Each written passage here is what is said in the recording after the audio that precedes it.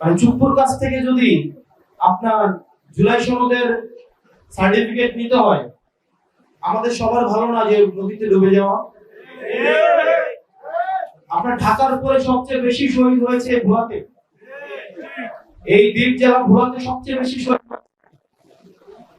56 জন, total 56 জন শহীদ হয়েছে।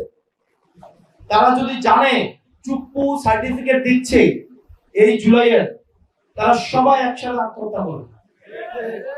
তাদের পরিবার যদি জানে, তারা আত্মহত্যা করবে। যারা আহত হয়েছে তারা আত্মহত্যা করবে। মানে কি ইতিহাসের কি নির্মম বাস্তবতা, কি নিদারুণ সম্ভাবনার বিভিন্ন রাজনৈতিক দলের নিদারুণ অপচয়, যে তারা চুপ্পুর হাতে বায়াত নিয়ে চুপ্পুর হাত থেকে তারা জুলাইয়ের সনদ নিতে চায়। এর থেকে দুঃখজনক পরিতাপের বিষয় আর পৃথিবীতে কিছুই হতে পারে না।